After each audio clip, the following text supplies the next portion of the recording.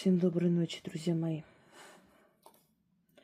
Вот после некоторого перерыва и других работ возвращаемся к нашим чисткам, ритуалам, одним словом, к ритуальной магии. Итак, перед вами полынь. Полынь с древних времен используется как изгоняющие злую энергию, злые духи, но не все духи, конечно, определенных категорий. Горечь полыни создает некую такую невидимую сетку, кокон вокруг человека. И вот в эту сетку попадаются вот эти энергии. Им становится некомфортно. Им как перекрывают кислород, если так грубо говоря, что более на понятном языке. Для них питание заканчивается, потому что они питаются эмоциями, питаются нашей энергией, жизненной силой и прочее. И когда зажигают полынь и окуривают помещение, то вот эта вот едкая энергия, ядовитая для них энергия полыни, оно останавливает, берет как их в сети. И эти силы вынуждены уйти с этого помещения. И определенное время вы чувствуете подъем энергии, подъем сил, потому что вас не выпивают. Поэтому полынь используют в магии очень часто. Как-нибудь откройте мою лекцию «Травы в магии», там все подробно рассказано. Вешают полынь в коровниках, вешают полынь возле входной двери, для того, чтобы полынь изгоняла эту злую энергию. Но хочу вам сказать, что у всего свой срок. И поэтому вечно она не должна там быть, то есть вечно она не должна быть в этом месте, где вы уже повесили эти скрутки. Вы должны время от времени их менять. Менять, потому что оно вбирает в себя эту отрицательную энергию, фильтрует, очищает, но и нуждается в том, чтобы вы его меняли. Ну, еще полынь кладут там, где шубы, там, где одежда из меха, любая одежда, как защита от насекомых и защита от разного вида моли, от мышей и прочее. Это замечательное средство. Вот здесь мы сегодня с вами будем использовать в ритуале. Далее у нас можжевельник алтайский, или арчин, или артыш. Артыш чаще называют артыш, считается растением шаманов. Артыш открывает двери потустороннего мира, портал некий создает. Поэтому шаманы очень часто используют, да вообще там очень принято пользоваться этими травами в сухом виде, естественно, окуривать, зажигать, там, где роженицы, где маленькие дети, все это помещение очищается, открывается портал, приходят определенные силы, добрые так называемые силы, которые вытесняют, выгоняют злые силы. Там, где растет артыш, это место считается священным, там нельзя ругаться матом, там нельзя пасти животных, там нельзя определенные действия совершать, в общем, непристойные, потому что это место, где открыты порталы, духи слышат человека. Вот. Это практически священное дерево, священный куст. Хотя и дерево есть китайский можжевельник, он огромный, почти как дуб, между прочим. Разновидностей много можжевельника. Мы используем с вами вот российский наш можжевельник, алтайский. Далее, это у нас вольт. Вы можете его слепить сами. Здесь характерные особенности женского тела. Там не имеет значения, просто можете слепить вольт, нечто похожее на человечка. значит, этот вольт нужно носить на себе несколько часов. Я не знаю, как хотите. Можете в лиф положить, можете, знаете, там, где у вас резина, если вы дома там носите, например, штаны и прочее. Я, например, вот так вот положила, как в карман, но чтобы оно было ближе к телу, чтобы впитывало энергию вашего тела. Обязательно должно быть. Соль, которая испокон веков, вообще тысячелетиями, это один из самых востребованных продуктов в жизни человечества, поскольку соль позволяла сохранять еду, пищу, соль вбирает в себя все продукты гноения, то есть на себя вбирает и не дает испортиться продуктам. Соль – это солевые бунты, если помните, на Руси, когда поднимали, значит, цену на соль, то народ выходил и бунтовал. Почему? Потому что соль – это практически средство для жизни. И нехватка соли грозила голодом. Вот до такой степени это важный ингредиент. Это единственное, чего нет в нашем организме, потому что в нашем организме вся таблица Менделеева, чтобы вы знали, от магния, и кальция, и золото, и аргентум, серебро, и даже алмазные есть составляющие. Ну, не в таком формате, как некоторые сейчас порадуются, что внутри них там целая гора бриллиантов. Нет. Но все, из чего состоят все эти драгоценные камни и металлы, у нас с вами есть. Единственное, чего нет, соль. Поэтому мы соль добавляем. Поэтому эти каменные глыбы соли лесники, несут в лес или увозят и ставят для животных, которые приходят облизывать, для коров. Я в детстве помню, ставили вот эти глыбы соли, и они с удовольствием облизывали их, ели. Ну, видимо, не хватает в организме этого всего и нужно живым организмам. Но соль еще известна как средство, которое вбирает в себя негативную энергию. Она вбирает в себя невидимые эти все волны, невидимые все эти энергетические потоки, которые нам не видны, но оно существует. Как-то проводили эксперимент в автобусе, каким-то образом вычисляя, в общем, энергетическую ауру человека. И сидит бабушка. Вот у нее какая-то синяя такая аура. Ее мысли, чувства, ее ментальное тело. Заходит девушка, садится, у нее такой зеленоватый какой-то такой бирюзовый цвет. И поехали. Через некоторое время эта бабушка уходит, и показывается, как вот это сливаются воедино, знаете, вот эти течения, эти цвета переливаются, и бабушка практически забрала ее жизненную силу и оставила взамен вот это состояние. И она вышла на остановке, идет, конечно, но что-то ей нехорошо. Она села, и подходят эти корреспонденты, воду принесли и так далее. Почему это случается? Есть люди, у которых очень отрицательная энергия. И когда вы с ними общаетесь, вы перенимаете. Они могут не специально это делать, но они энергетические вампиры. Они передают вам вот эту черную энергию. Бывали у вас ситуации, когда человек вроде вам ничего плохого не делает, наоборот, хвалит тебя, смеется, там какие-то анекдоты рассказывает, а тебе тяжело с этим человеком.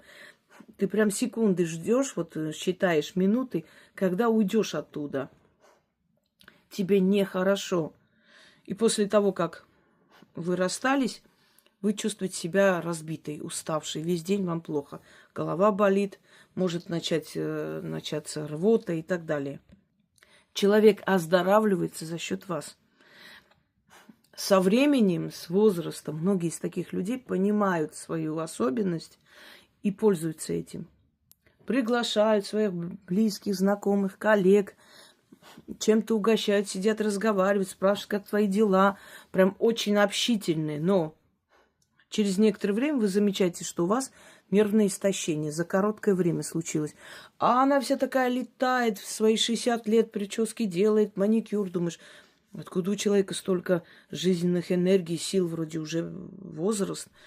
Вы все полумертвые там в этом кабинете сидите, она веселая, хорошая и неплохой человек. Она вас не обижает, не оскорбляет. Наоборот, очень милая, очень хорошая женщина. Но она прекрасно понимает, что она омолаживается за счет молодых коллег. Вы все в больничные увольняетесь, приходят новые. Она уже поняла свою особенность, поэтому все время с вами общается, все время вас угощает, куда-то вас вводит. Давайте сегодня, девчонки, поедем в музей. Я купила билеты нам всем. Девчонки, давайте, будьте осторожны с такими людьми. Если человек, просто с вами работает, и таких прям особо близких отношений нет, и она все время пытается к вам поближе, ближе, что-то там вас угощает, что-то приносит, что-то дарит. Это не просто так. Обращайте внимание, вы молодые, развалины там сидите, она, старая женщина, летает. Почему? Питается вами. И по-разному может быть. Наше здоровье, наше тело всегда дает определенный сигнал. Когда нам хочется уйти от человека, наше тело просто кричит, что надо уходить, что тебя выпивают, забирают твою силу. Ты еще не понимаешь, но тело твое реагирует. Жар, холод бросает, плохо себя чувствуешь, голова болит, выжатое состояние и так далее. Есть определенные защиты. Если их начитывать, есть там, ей будет некомфортно к вам подходить. Вы можете эту полынь держать в сумке. Она начнет, избегать вас потихонечку, потому что ей некомфортно будет ее энергия рядом с вашей энергией. Соль в мешочке, черную соль держать от таких людей. Есть более, конечно, сильные защиты, которые я давала, но и на всякий случай попробовать так сделать, и уже вы почувствуете разницу. Соль вбирает эту энергию в себя. Но время от времени, когда вы чувствуете, что у вас упадок сил, депрессия, усталость, стрессы, вы поймите, мы живем в социуме. Чем дальше, тем больше мракобесия, тем больше боли, тем больше злых людей, тем меньше доброты остается, больше, и все это мы видим, это воочию. Если раньше, чтобы узнать одну новость, надо было, чтобы прошло там полгода, сейчас эта новость молниеносно, везде телефоны, люди все снимают, прямой эфир выходит, все показывают. Мы постоянно в потоке негативной энергии, чаще всего, и думающему человеку всегда плохо. Это этим ишакам безмозглым, которые живут одним днем. Ой, девчонки, я сегодня помаду купила, я сегодня распечатка каких-то, или как там, распаковка каких-то. Этим безмозглым им легко жить, они ни о чем не думают. Но если вы человек думающий, мыслящий, конечно, все время больно. Собаки ходят беспризорные, голодные, тяжело смотреть, кормишь, но понимаешь, что это на один день. Завтра ты можешь не приехать, а что с этой собакой бедной будет? Нет места, возможности забрать, ты мучаешься, тебе тяжело. Дети там какие-то бедные сироты остались, программу смотришь, свекровь, муж бьет, и все время ты в этих негативных программах, эти негативные программы истощают твой этот кокон защиты и добираются до твоего тела. И тело начинает реагировать. Она начинает с ними бороться, как с вирусом почти. Начинает мобилизует все свои силы, начинает давать отпор. И естественно, что вы устаете, падает иммунитет, и депрессивность, и все остальное не случайно. Ваша душа кричит о том, что нужно обновить себя, что вы устали, что вам нужно остановиться, нужно думать о себе, нужно очищать. Не ленитесь, друзья мои. Потому что через вашу кровь защищены будут и ваши дети, единокровные. Вы имеете невидимую связь, особенно маленькие дети, они с вами связаны. Пока дети малыши, как только начинается половое созревание и первый контакт у ваших детей, эта пуповина отваливается. Они уже как говорят, сепарируются от вас, уже уходят. Хотя у вас связь вечно будет до конца вашей жизни. Надеюсь, вашей. Почему так говорю? Потому что мы должны раньше уйти наших детей. Такой закон, и так должно быть. Но до конца вашей жизни у вас с ними связь, невидимая нить вас тянет друг к другу. Но вот та самая вот это вот, что вы зависимы, то есть они зависимы от вас, оно вот отрезается именно когда ваш ребенок первый раз пробует любовную любовь. Меньше становится связи. Это и хорошо, он должен жить самостоятельно своей жизнью. А если они маленькие, то ваша защита, ваше очищение, оно очень сильно действует на ваших детей в том числе. Им тоже становится легче, потому что они этой невидимой пуповиной, как у нас в животике 9 месяцев, и дальше они, пока не станут взрослыми, половозрелыми, они питаются этой пуповиной. Вы им передаете как еду, так и яд. Понимаете, если человек, например, пьющий, то есть пьющая женщина беременна, она передает этому ребенку и алкоголь в том числе. Ну, про другие вещества даже говорить не хочу. Это ужасный эгоизм, и это очень мерзко, конечно, губить свой плод еще вот там. Таких детей смотришь, так жалко просто ребенка, который не виновен ни в чем и обязан и должен тащить вот этот вот груз вот такой самки. Ладно, не будем об этом. Так вот, теперь смотрите.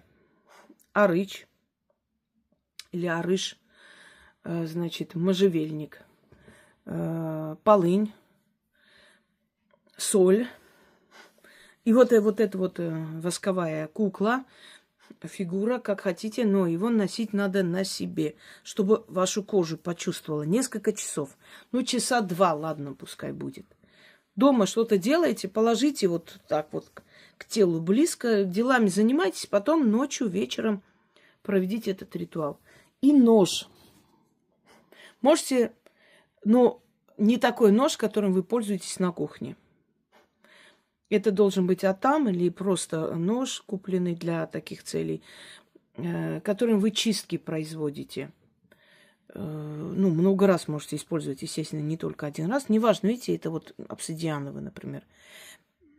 Обсидиан? Нет. Это этот. Представляете, забыла. Ну, Шерл называется. Все. Ой, не отвлекаемся. Ладно, сейчас вспомню. Турмалин.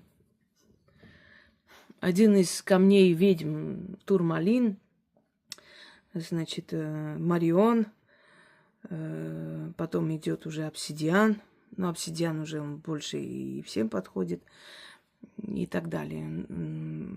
Дымчатый кварц. Так. Вот смотрите, показываю. Вы садитесь напротив алтаря. Вот это все подготавливаете. Рядом ставьте всегда воду, на всякий случай.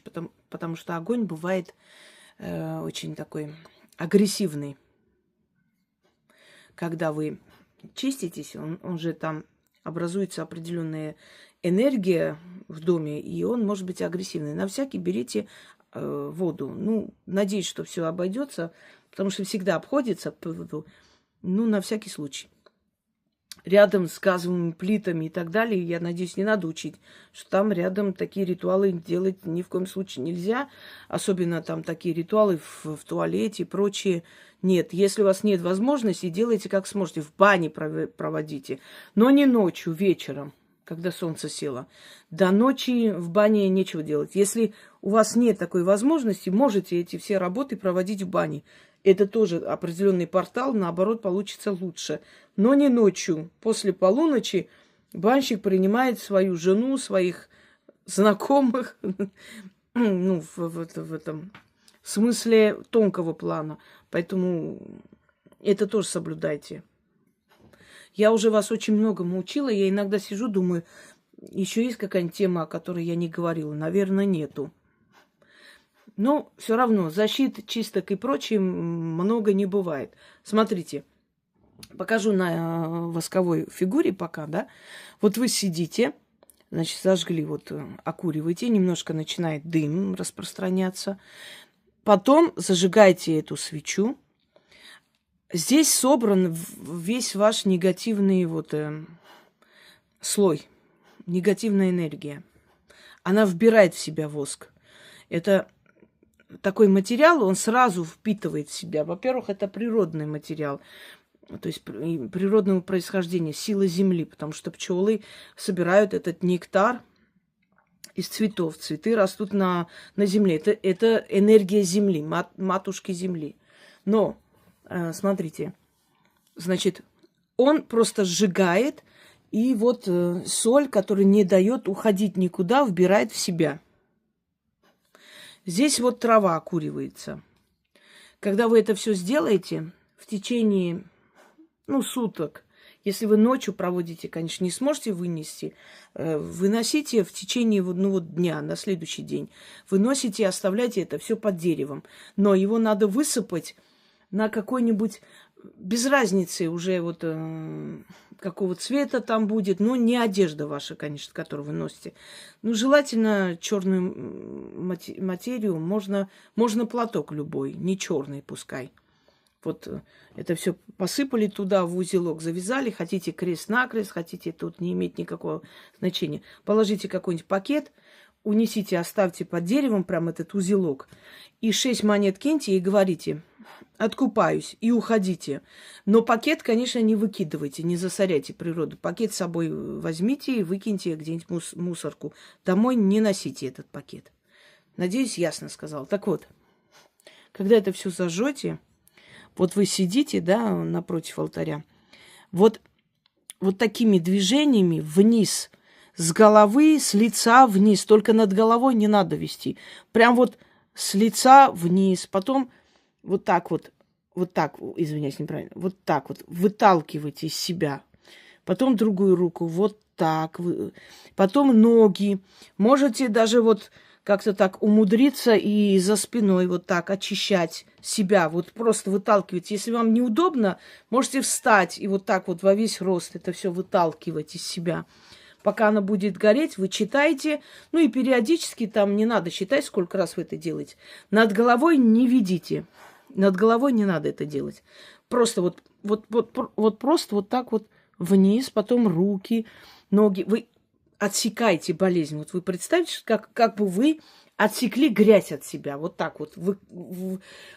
Выскабливая, да? Но не касайтесь. Постарайтесь, если коснетесь, не страшно, но не касайтесь особо кожи.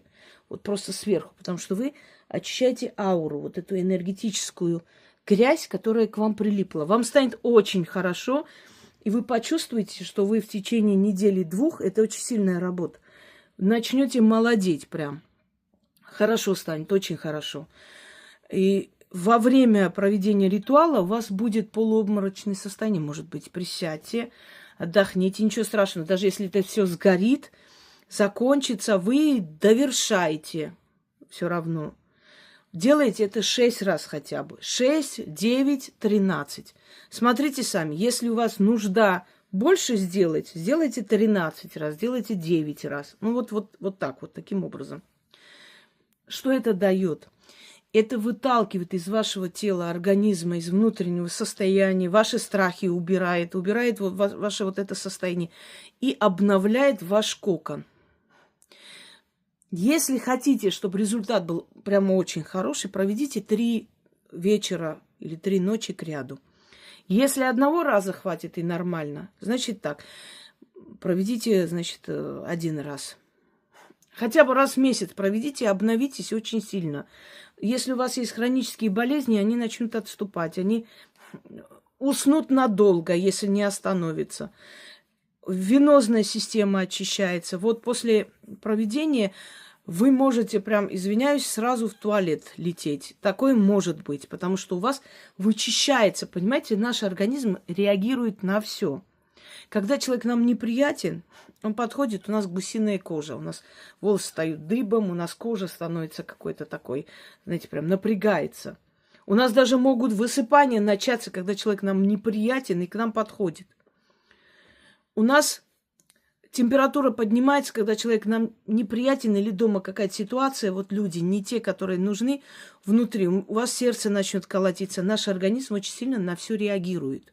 И поэтому он впитывает эту всю отрицательную энергию. И когда вы очищаете, из этих всех клеток, молекул, отовсюду они выходят, вот эта вот черная, злая энергия. И, естественно, вам становится нехорошо немного. Ну, ничего страшного, прям так скорую вызывать не придется, но почувствуйте, прям будете шатать. Это хорошо. Как вообще работает магия? У вас есть связь между вами и этой вот восковой фигурой. Почему? Вы носили на себе, и она вбирает, значит, вот эту вот злую черную энергию прямо из вашей кожи, из вашего тела. И между вами невидимая нить. Вот вы сжигаете ее, вы как бы сжигаете эту черную энергию, но вот через эту невидимую нить, невидимую дорогу, у вас вытягивается все вот сюда, в эту соль и в эту куклу. Я просто вам объясняю принцип работы магии, чтобы вы понимали, почему так произошло, почему помогло. Вот потому всегда ко всему относитесь скептически, логически, думайте, а почему, а что, задавайте много вопросов. Не принимайте ничего на веру просто так, даже мои работы. Значит, вот это все вытягивается, она сгорела, ушла, все. И вместе с ним вот это вот в эту соль, она там запирается, закрывается. А здесь одна трава убирает то, что вы чистите, она просто убирает, чтобы она вот не прилипла, то есть уничтожает. Другая трава, да, священный можжевельник, он открывает портал, чтобы эти духи забирали эту отрицательную энергию. Просто убирали и очищали ваш организм. Это очень нужно, это оздоравливает и обновляет организм. Это один из моих старых работ. Я просто обновляю. Я очень давно как-то давала в своих каналах. Но поскольку меня сливали каналы, наверное, лет 8 назад, где-то так. Потом очень многое пришлось восстанавливать. Есть работы, которые я до сих пор еще не восстановила, и очень хочу это сделать. Потому что очень были замечательные работы.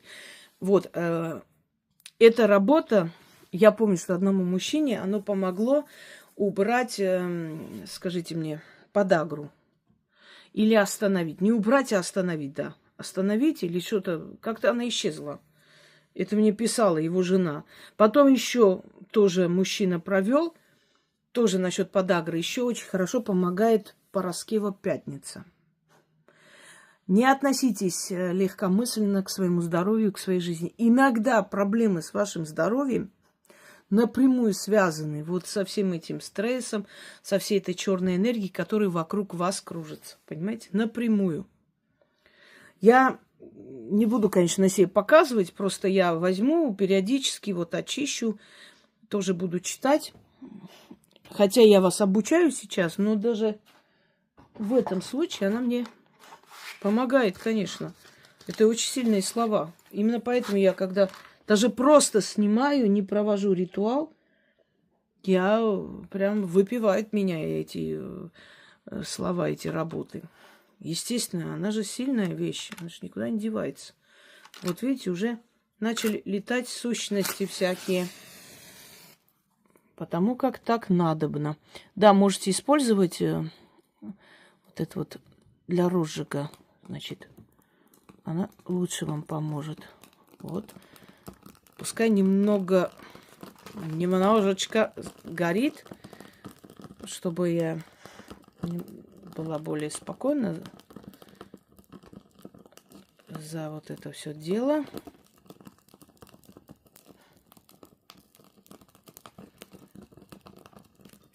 Угу.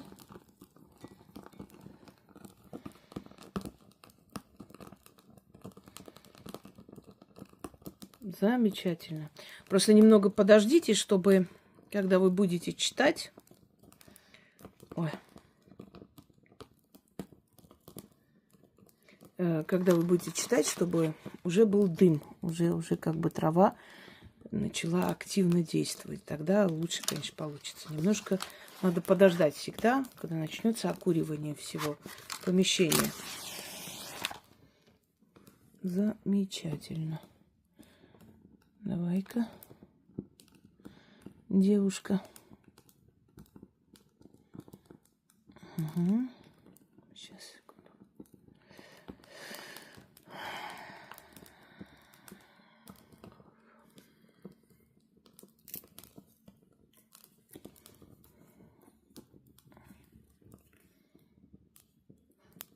Не забывайте, что наша физическая активность и здоровье напрямую связаны с нашим духовным состоянием. С тем, что в нашей жизни происходит. Напрямую. Они очень сильно взаимосвязаны. Вы когда-нибудь слышали? Нет у меня душевных сил. Потому что есть физические силы, которые дают нам жить. А есть, вот видите, а есть душевные силы. Когда у нас должно быть моральное состояние. Ну.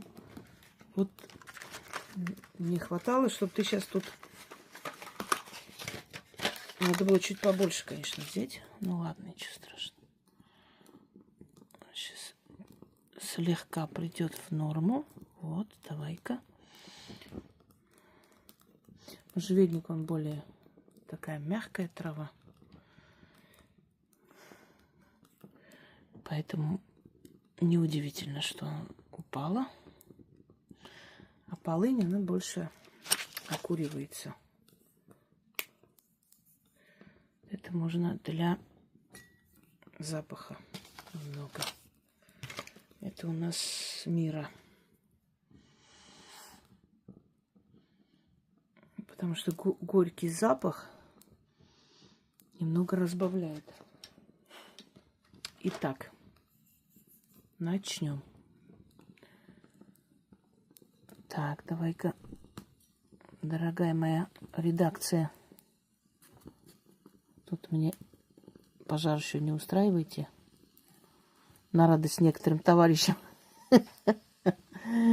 У них прям счастье великое будет. Не дождутся. Так.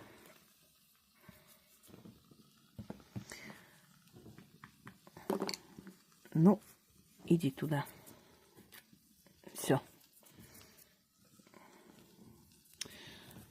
Сейчас, секунду еще. Приведу в порядок. В принципе, ничего не будет, конечно, но все равно надо, чтобы не напрягалась я. Спокойно читала. Угу.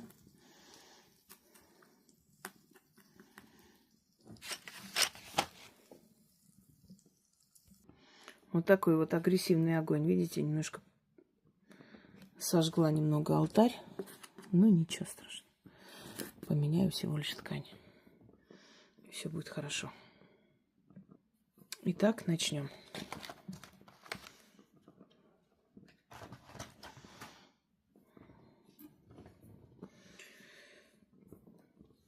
Вот сверху вниз начинаем очищение. И читаю заговор. С этого часу, с этой минуты, ночью темной творю свое колдовство. Нож Булат, камень Алатырь, духи темные, силы светлые, тропы небесные и земные, укрепите мой дух, усильте мою кровь, обновите белые кости, черную печень, ретивое сердце, мозг и темечко, и все мое тело. Воск горит и тает, а хворь отступает. Сияк, сияк, сияк, вместо меня ешь восковое тело. Огнем хворь сожгу, ножом отсеку, силой трав от себя изгоню. Да будет крепко да цепко мое слово, ключ, замок, язык. Заклято. Сияк – это один из духов потустороннего мира, один из забирателей душ. У него много функций. Об этом потом как-нибудь поговорим. Здесь вызывается он как забирающий отрицательную энергию. С этого часу, с этой минуты, ночью темной творю свое колдовство. Нож булат, камень алатырь, духи темные, силы светлые, тропы небесные и земные. Укрепите мой дух, усильте мою кровь. Обновите белые кости, черную печень, ретивое сердце, мозг и темечко, и все мое тело. Воск горит и тает, а хворь отступает. Сиак, сиак, сиак. Вместо меня ешь восковое тело. Огнем хворь сожгу, ножом отсеку, силой трав от себя изгоню. Да будет крепко да цепко мое слово. Ключ, замок, язык. Заклято. Так, сейчас немного исправлю. Вот, чтобы было видно. С этого часу, с этой минуты, ночью темной, творю свое колдовство. Нож булат, камень алатырь, духи темные, силы светлые, тропы небесные и земные, укрепите мой дух, усильте мою кровь, обновите белые кости, черную печень, ретивое сердце, мозг и темечко, и все мое тело. Воск горит и тает, а хворь отступает. Сиак, сиак, сиак. Вместо меня ешь восковое тело. Огнем хворь сожгу, ножом отсеку, силой трав от себя изгоню. Да будет крепко и цепко мое слово. Ключ, замок, язык. Заклято. С этого часу, с этой минуты, ночью темной, творю свое колдовство. Нож булат, камень алатырь, духи темные, силы светлые, тропы небесные и земные. Укрепите мой дух, усильте мою кровь. Обновите белые кости, черную печень, ретивое сердце, мозг и темечко, и все мое естество. Воск горит, тает, а хворь отступает. Сиак, сиак, сиак. Вместо меня ешь восковое тело. Огнем хворь сожгу, ножом отсеку, силой трав от себя изгоню. Да будет крепко мое слово, крепко да цепко мое слово. Ключ, замок, язык. Заклято. Еще, наверное, 2 раза. Ой. Даже у меня легкость появилась. Немножко шатает, но, может быть, из-за трав. Собственно. С этого часу, с этой минуты, ночью темной, творю свое колдовство. Нож булат, камень алатырь, духи темные, силы светлые, тропы небесные и земные. Укрепите мой дух, усильте мою кровь, обновите белые кости, черную печень, ретивое сердце, мозг и темечко, и все мое естество. Воск горит и тает, а хворь отступает. Сиак, сиак, сиак. Вместо меня ешь восковое тело. Огнем хворь сожгу, ножом отсеку, силой трав от себя изгоню. Да будет крепко да цепко мое слово. Ключ, замок, язык. Заклято. С этого часу, с этой минуты, ночью темной творю свое колдовство. Нож булат, камень алатырь, духи темные, силы светлые, тропы небесные да земные. Укрепите мой дух, усильте мою кровь, обновите белые кости, черную печень, ретивое сердце, мозг и темечко, все мое тело. Воск горит и тает, а хворь отступает. Сиак, сиак, сиак. Вместо меня ешь восковое тело. Огнем хворь сожгу, ножом отсеку, силой трав от себя изгоню. Да будет крепко и цепко мое слово. Ключ, замок, язык. Заклято. Проведите над травой и над огнем. Очищайте вот то, что оно у вас сняло и убрало. Легкость невероятная. Как будто это, как пушинка становишься. Ощущение такое, знаете, так какое-то хмельное. Дальше. Когда вы это все сделали, отдышитесь, придите в себя.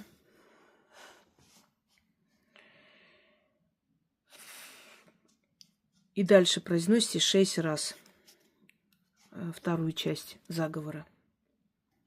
Это как заключение, это как подытоживание. Не 6, не 5, не 4, не 2, не раз. Минута, секунда, здесь и сейчас. Тело мое, оживись в раз. Заклято. Ни 6, ни 5, ни 4, ни 2, ни раз. Минута, секунда, здесь и сейчас. Тело мое, оживись в раз. Заклято. Ни 6, ни 5, ни 4, ни 2, ни раз. Минута, секунда, здесь и сейчас. Тело мое, оживись в раз. Заклято. Ни 6, ни 5, ни 4, ни 2, ни раз. Минута, секунда, здесь и сейчас. Тело мое, оживись в раз. Заклято. Ни 6, ни 5, ни 4, ни 2, ни раз. Минута, секунда, здесь и сейчас. Тело мое, оживись в раз. Ни 6, ни 5, ни 4, ни 2, ни раз. Минута, секунда, здесь и сейчас. Тело мое, оживись в раз. Заклято. После этого немножко посидите, чтобы голова не кружилась. Дайте свече догореть. Потом это оставьте, чтобы оно, и догорело, и чтобы она остыла. Вот эта вот емкость. Откройте окна, потому что дома будет прям такой дым. Если у вас противопожарные в квартире, я даже не знаю, как бы не зазвенело. Но надеюсь, что от этого не звенит, хотя кто его знает. Все это дайте, чтобы оно все остыло. Потом переверните в эту емкость, завяжите узелок, положите это все в пакет, уберите подальше, подготовьте 6 монет. Можете в этот же день, то есть в эту же ночь или вечер выйти подальше от дома, в огороде, где-нибудь не оставляйте никогда никакие там то, что вы очистили, когда говорят, а можно у себя в огороде? Нет, нет, нет. Это ваша территория, вы очистили свою жизнь. Зачем вы оставляете у себя в вашем коконе то, что вы почистили? Это как аппендицит вам удаляют и дают вам в руки, чтобы вы похоронили в своем огороде, понимаете? Очистили, все, избавляйтесь от этого всего. Выносите под дерево, оставляйте. Вы знаете, что лес-портал. Почему в лесу оставляете? Объясняю. Портал. Вот откройте там 13 врат в Нави. Мою лекцию и поймете, почему в таких местах оставляют. Перекресток, лес и так далее. Там возле реки. Все. Это все оставляете. Это кладете под дерево, оставляете 6 монет со словами «откупаюсь» и уходите. Вам станет очень-очень легко и хорошо. И депрессивное состояние уйдет, и организм начнет обновляться. Что такое молодость? Это когда проходит через тело человека жизненная сила, энергия. Энергия возвращается, и молодость, и настроение, и силы, и моральные силы, и духовные, и душевные, и всякие силы возвращаются. То есть вы хотите жить, живете дальше. Проведите время от времени. Детям нельзя проводить. К сожалению, такое пока детям проводить нельзя. Никак. Но себе можно. Для себя только. Все на этом, друзья мои. Желаю вам всем удачи. И мне тоже. Очень надеюсь, что еще сниму. Не буду заранее говорить, потому что реально устаю. Да, в последнее время. Все. Пользуйтесь во благо.